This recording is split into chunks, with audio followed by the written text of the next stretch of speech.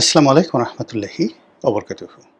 সম্মানিত দর্শক, আওয়ামী লীগের রাজনীতিতে ফিরে আসা মানে মূল ধারা রাজনীতিতে আওয়ামী লীগের যে সকল নেতৃবৃন্দ শেখ হাসিনার নেতৃত্বে তারা যারা সরকার পরিচালনা করেছিলেন এবং যে অংশটি নিরাপদে তারা বাংলাদেশ থেকে বিদেশে চলে গেছেন। এটাকে অনেকেই পালানো বলতে রাজি নন, আবার কেউ কেউ এটাকে মনের আনন্দে পালানো বলছেন। তো তারা সগৌরবে বাংলাদেশে ফিরে আসবে।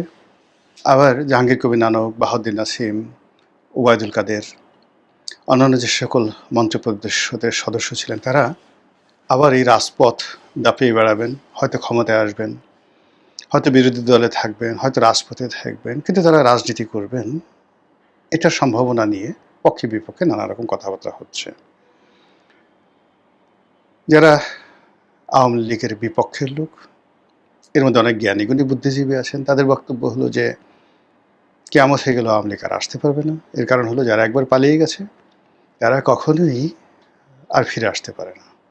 অন্য পক্ষে বলার চেষ্টা করছে যে আওয়ামী লীগ পালালো কই, সে তো শেখ হাসিনাকে সামরিক বিমানে করে, যুদ্ধ বিমানে করে, সসম্মানে মর্যাদার সাথে সানাই নহবত বাজিয়ে বাংলাদেশ থেকে পাঠিয়ে দেওয়া হয়েছে, আর ভারত সরকার তাকে রাজকীয় মেহমান রূপে সানাই নহবত বাজিয়ে তাকে গ্রহণ করেছে এবং এখনও পর্যন্ত তাকে রাষ্ট্রীয় মেহমান রূপে, ভারতের সবচাইতে কাঙ্ক্ষিত রাষ্ট্রীয় মেহমান। এই মুহূর্তে ভারতে দুজন লোক একদম রাষ্ট্রপ্রধানের মর্যাদায় আছেন।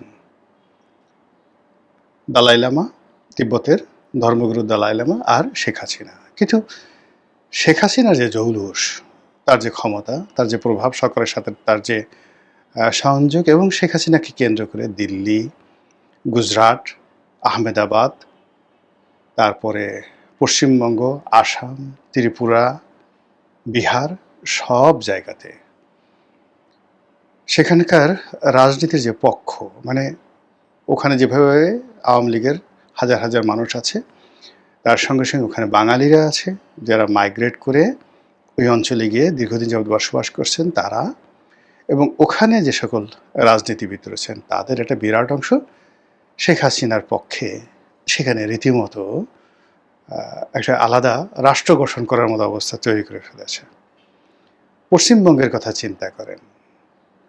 পশ্চিমবঙ্গে মমতার পরাজয়, তার তৃণমূল ভেঙে টুকরো টুকরো হয়ে যাওয়া, শুভেন্দুর ক্ষমতায় আসা, বিজেপির সেখানে একছত্র আধিপত্য ধরে নেওয়া হয়, এর পেছনে অন্তত 50% প্রভাব বিস্তার করেছে শেখ হাসিনা এবং তার আওয়ামী লীগ। এবং শেখ হাসিনার যারা লোকজন রয়েছেন তারা দেশ এবং বিদেশ থেকে নানাভাবে অর্থ দিয়ে, সাহায্য দিয়ে শুভেন্দুর এই নির্বাচনকে তারা এগিয়ে নিয়ে গেছে। বোঝার চেষ্টা করুন যে ভারতের কী ধরনের কথাবার্তা হচ্ছে। ভারতের যারা সংবাদপত্র, প্রেস ক্লাব, মিডিয়া যেভাবে শেখ হাসিনা ডমিনেট করছেন এই মুহূর্তে, সেটা রাহুল গান্ধীও পারছেন না। তো এই জন্য শেখ হাসিনাকে আসলে আপনি তুচ্ছ করতে পারেন, তাচ্ছিল্য করতে পারেন, তাকে ফেলে দিতে পারেন, কিন্তু এই ঘটনাগুলো তো ঘটছে, যেটা অতীতে ভারতে কখনো ঘটেনি। এখানে কাশ্মীরের রাজা, তারপরে সিকিমের লেন্দুব দর্জি, এরপরে মহীশূরের নিজাম, মানে অনেকেই কিন্তু স্বাধীন ভারতে রাজকীয় মেহমান রূপে দিল্লিতে ছিলেন। কিন্তু শেখ হাসিনা যে ভাবসাব দেখাচ্ছেন, যে প্রোটোকল দেখাচ্ছেন, এবং তাকে কেন্দ্র করে দেশে, দেশের বাইরে এবং আন্তর্জাতিক মিডিয়া যা কিছু করছে, ফলে আমরা বাংলাদেশে বসে কোনো অবস্থাতেই শেখ হাসিনার এই যে মুভমেন্ট, এটাকে বাদ দিতে পারছি না। যত কথাই বলি না কেন, ছাত্রলীগ, যুবলীগ, আওয়ামী লীগের আতঙ্ক আমাদেরকে তাড়া করছে। যতই প্রবোধ দেওয়ার চেষ্টা করি না কেন, আওয়ামী লীগের ফিরে আসায় আমাদের অনেকের ফিরে আসার আতঙ্কে আমাদের হাত পা কাঁপছে, এটি বাস্তবতা। আর অন্যদিকে আওয়ামী লীগ কিন্তু বন্ধ নেই। যেদিন থেকে, মানে আগস্ট মাসের 5 তারিখ বোধহয় তারা মুখ বন্ধ রেখেছিল, বা 6 তারিখে বন্ধ রেখেছিল, 7-8 তারিখ থেকে তারা দ্বিধা আসছে, যে যার মতো করে সামাজিক মাধ্যম ব্যবহার করে, আন্তর্জাতিক গণমাধ্যম ব্যবহার করে তারা বলে যাচ্ছে এবং একের পর এক তারা কর্মসূচি দিয়ে যাচ্ছে। কমিটি গঠন, ঝটিকা মিছিল, অফিস চালু করা, পালিয়ে যাওয়া, ভোট দেওয়া, জামাতকে সাপোর্ট করা, বিএনপিকে সাপোর্ট করা, জামাত বিএনপির মধ্যে গণ্ডগোল লাগিয়ে দেওয়া, রাজনীতিতে চাণক্য নীতি যা কিছু আছে সব কিছু একটার পর একটাতে কিন্তু আওয়ামী লীগ করে যাচ্ছে, দেশের ভিতরে থেকে, দেশের বাইরে থেকে। আওয়ামী লীগের যে সমস্ত লোক বাংলাদেশের মধ্যে পালিয়ে আছেন, বাস্তুচ্যুত হয়েছেন, আর বিরাট অংশ যারা এই পরিবর্তিত পরিস্থিতিতে ট্রেড অ্যান্ড কমার্স, বলতে গেলে এখনও 60% ট্রেড অ্যান্ড কমার্স আওয়ামী লীগের লোকজন নিয়ন্ত্রণ করছে।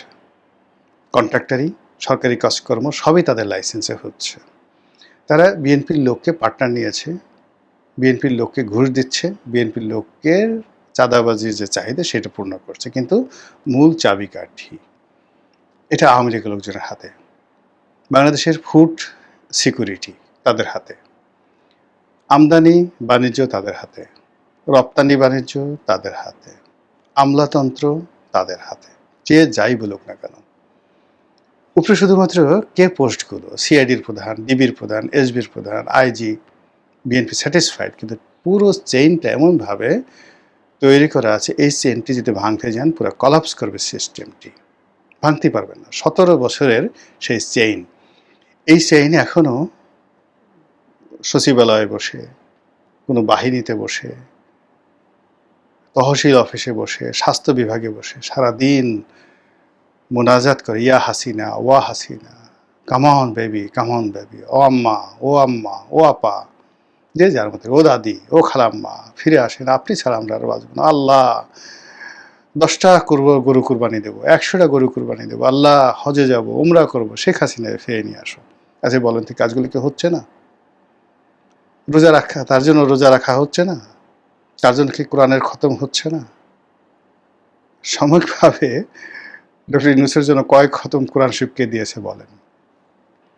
জনাব তারেক রহমান সাহেবের জন্য কয়জনে রোজা রেখেছেন 17 বছরে বলেন? কিন্তু এই সময়টিতে, এই গত 2 বছরে শেখ হাসিনার জন্য কত লক্ষ লক্ষ মহিলা, কত লক্ষ লক্ষ গৃহহীন মানুষ যারা ঘর পেয়েছেন, যারা ভাতা পেয়েছেন, যারা শেখ হাসিনার অনেকগুলো ট্রাস্ট হয়েছে সেখান থেকে বৃত্তি পেয়েছেন, তিনি যেভাবে ধর্ষিতা পূর্ণিমার মতো অসংখ্য রমণীকে এই সমাজে পুনর্বাসন করছেন, এখন সেই পূর্ণিমা কোথায় আছে বলেন তো?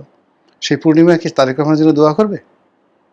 ওই যে এক পূর্ণিমা ধর্ষিত হয়েছিল, যাকে শেখ হাসিনা মেয়ে হিসেবে নিয়েছেন, তার সমস্ত ব্যয়ভার বহন করছেন, যতদিনে 17 বছর ক্ষমতায় ছিল প্রতিটি বন্ধের দিন পূর্ণিমাকে গণভবনে নিয়ে তিনি নিজের হাতে ভাত মেখে খাইয়েছেন। এখন বলেন পূর্ণিমা কার জন্য দোয়া করবে? আচ্ছা, ওই যে পুরনো ঢাকাতে নিমতলিতে যে হত্যাকাণ্ড হয়েছিল, ওখানে যে 3-4টা মেয়ে ছিল, এই 3-4টে মেয়েকে তিনি নিয়েছিলেন, বিয়ে দিয়েছেন, এদের বাচ্চা কাচ্চা হয়েছে, এদেরকেও প্রতি মাসে 3-4 মাস পর পর গণভবনে নিয়ে তিনি খাওয়াতেন, উপহার দিতেন, আর ওই মেয়েগুলোর জামাইদেরকে তিনি জামাই মনে করতেন। এখন এরা কি বলেন তো? তারেক রহমানকে শ্বশুর মনে করবে? জিয়াউর রহমানকে দাদা শ্বশুর মনে করবে বলেন তো? এরকম অসংখ্য মানুষের সঙ্গে আওয়ামী লীগের, শেখ হাসিনার মন্দ কাজের স্মৃতি আছে, তারা অভিশাপ করছে যে ওই বেটি যেন না আসে, মরে যাক, ক্রিয়া পড়ুক, এ কথা যেভাবে বলছে। আবার একই সঙ্গে অসংখ্য মানুষ জায়নামাজ বিছিয়ে দোয়া করছে, মন্দিরে ঘণ্টা বাজিয়ে পুজো করছে, আর তার দ্বারা সুবিধাভোগী তারা সারাদিন হাসিনা আসবে, কবে আসবে, সে দেয়ালে দেয়ালে লিখে দে শেখের বেটি আইতেছে, এরকম। এরই মধ্যে এই যে বলা হয় ইথারে যে সমস্ত কর্মকাণ্ড হচ্ছে, ইথারের এই কর্মকাণ্ডের বাইরে আর যেগুলো হচ্ছে সেটা হলো রাজনৈতিক অ্যাক্টিভিটিস। কলকাতাতে হচ্ছে, দিল্লিতে হচ্ছে, ইংল্যান্ডে হচ্ছে, নিউ ইয়র্কে হচ্ছে, জার্মানিতে হচ্ছে, আওয়ামী লীগের লোকজন মারামারি করছে। এখানে সেই যে এক পক্ষকে বলতে হয়েছে, একজন বলতেছে ও মদারু, একজনও বলতেছে ও হলো হারপিকু। হারপিকু মদারু মারামারি করছে, কিন্তু কাজের কাজ হচ্ছে, কিন্তু হারপিক কিন্তু বসে নেই, সে দলের জন্য কাজ করছে। মদারু, যাকে মদারু বলা হচ্ছে, তারা মারামারি করছে, কিন্তু মদারু মদ খেয়ে খেয়ে এমন বাস দিচ্ছে সরকারকে, ও বাস আর বের করা যাচ্ছে না, কাজ হচ্ছে। কলকাতাতে আওয়ামী লীগের বিভিন্ন গ্রুপ ঝগড়াঝাটি করছে, মারামারি করছে, কিন্তু দিন শেষে সবাই দলের জন্য কাজ করছে। তারই প্রেক্ষিতে এই রাজপথে তারা বলেছিল যে ঈদের পরে আমরা কঠোর আন্দোলন করব। এটা মির্জা ফখরুলের সেই কঠোর আন্দোলন নয়, কিংবা বিএনপি জমানাতে এটা ঠাট্টায় হয়ে গেছিল যে এই ঈদের পরে, এই কুরবানির পরে শীতকালে আমরা এই আন্দোলন করব, এটা একটা ঠাট্টা। কিন্তু আওয়ামী লীগ সেটা না, আওয়ামী লীগ যেটা বলেছে সেটা কিন্তু তারা করে ছেড়েছে, ডেট দিয়ে, সময় দিয়ে, টাইম দিয়ে। তার প্রমাণ এই যে 5 তারিখে, মে মাসের 5 তারিখে কুরবানির পরে শুক্রবার দিন সারা বাংলাদেশের 17টি স্পটে তারা আর ঝটিকা মিছিল না, প্রকাশ্যে মিছিল করলো, তারা সভা করলো, একেবারে অফিস খুলে বসে তারা সেখানে সভা করলো। এবং একটা জেলাতে তাদের অনুষ্ঠানে এত বেশি লোক হলো যে পুলিশ বাধা দেওয়ার চেষ্টা করলো এবং সেখানে হাজার হাজার লোক ছাত্রলীগের প্রোগ্রামে আসলো, যে পুলিশ সেখান থেকে সরে যেতে বাধ্য হলো। এবং সে খবর প্রথম আলো থেকে শুরু করে সমস্ত পত্রপত্রিকা যখন এলো, আমি যখন কার্ড দেখলাম আমার কাছে মনে হলো এগুলো ঠাট্টা করছে বা এগুলো এআই জেনারেটেড। পরে যখন প্রিন্টেড ভার্সনে এই জিনিসগুলো দেখলাম তখন আমার কাছে মনে হলো যে ও মাই গড, আমরা যারা নাকে তেল দিয়ে ঘুমাচ্ছি আওয়ামী লীগ আর কিয়ামত পর্যন্ত দাঁড়াতে পারবে না, এটা মুসলিম লীগ হয়ে যাবে, এটা আর কোনোদিন বাঁচবে না, শেখ হাসিনা কদিন পরে মরে যাবে, ক্যান্সারের সে ফোর্থ স্টেজে আছে, তারপরে শেখ রেহানাও আসবে না, ইত্যাদি ইত্যাদি, জয় তো প্রশ্নই আসে না। এরকম নিয়ে যারা আমরা যখন বগল বাজাচ্ছি, ক্যাকু ক্যাকু করে বগল বাজাচ্ছি, ঠিক সেই সময়টাতে ছাত্রলীগের সমস্ত কী করছে? এর মধ্যে কি কোনো আওয়াজ দেখতে পাচ্ছেন? মহান আল্লাহ আমাদের সবাইকে হেদায়েত দান করুন এবং হেফাজত করুন। আসসালামু আলাইকুম ওয়া রাহমাতুল্লাহি ওয়া বারাকাতুহু।